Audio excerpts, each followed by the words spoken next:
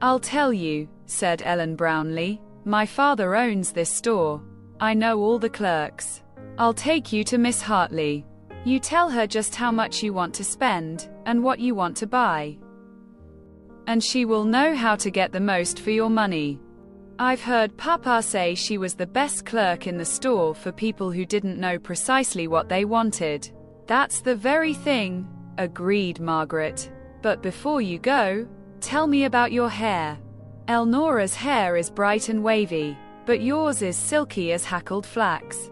How do you do it? Elnora, asked 4 girls in concert. Yes. Elnora is the name of the girl I want these things for.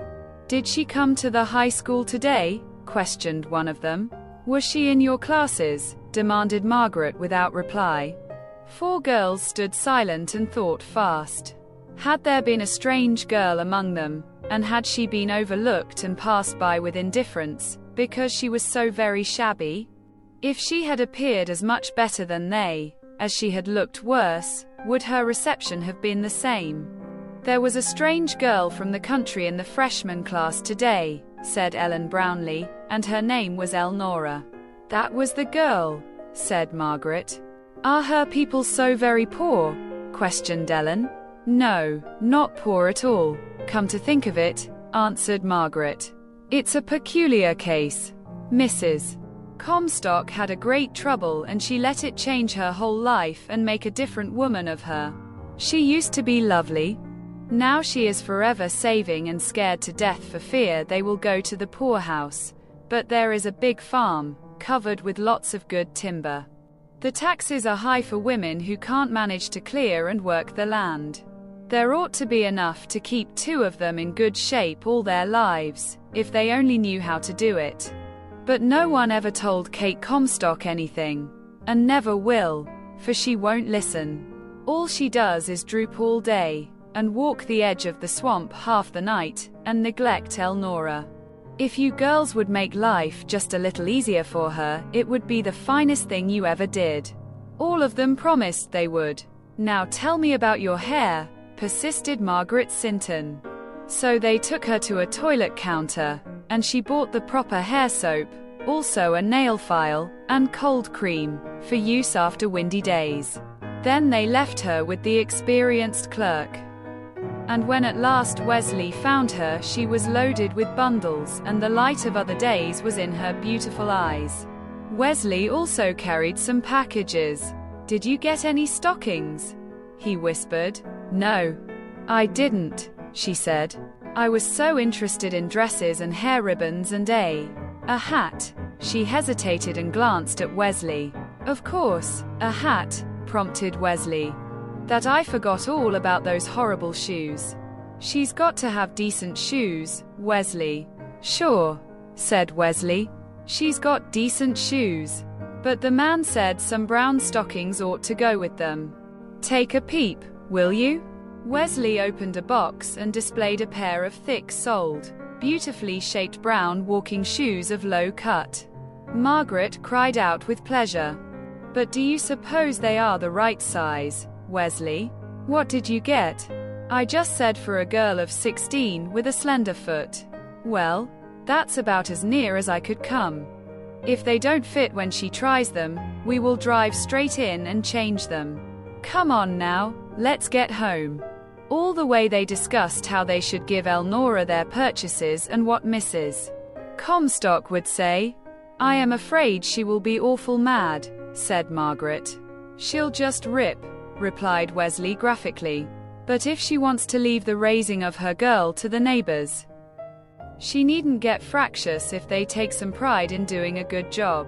From now on I calculate Elnora shall go to school, and she shall have all the clothes and books she needs.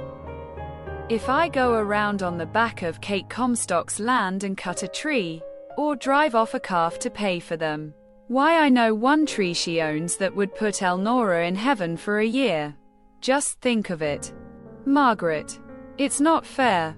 1/3 of what is there belongs to Elnora by law, and if Kate Comstock raises a row I'll tell her so, and see that the girl gets it. You go to see Kate in the morning. And I'll go with you. Tell her you want Elnora's pattern, that you are going to make her a dress, for helping us. And sort of hint at a few more things. If Kate balks, I'll take a hand and settle her. I'll go to law for Elnora's share of that land and sell enough to educate her. Why, Wesley Sinton, you're perfectly wild. I'm not.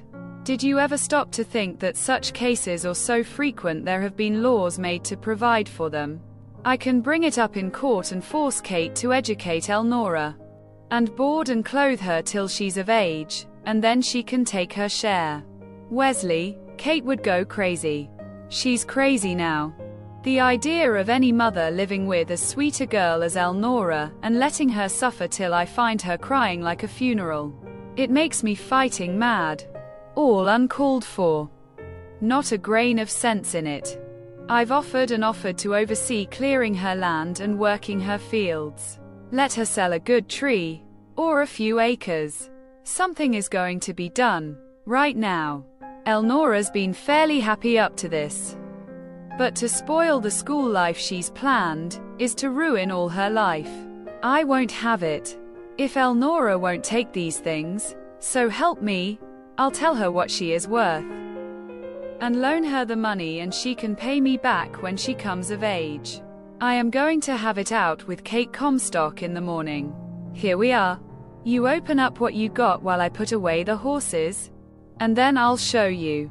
When Wesley came from the barn, Margaret had 4 pieces of crisp gingham, a pale blue, a pink, a grey with green stripes and a rich brown and blue plaid. On each of them lay 1.5 yards of wide ribbon to match. There were handkerchiefs and a brown leather belt. In her hands she held a wide-brimmed tan straw hat, having a high crown banded with velvet strips, each of which fastened with a tiny gold buckle. It looks kind of bare now, she explained. It had 3 quills on it here. Did you have them taken off? Asked Wesley. Yes, I did. The price was $2.50 for the hat, and those things were $1.50 a piece. I couldn't pay that. It does seem considerable, admitted Wesley, but will it look right without them?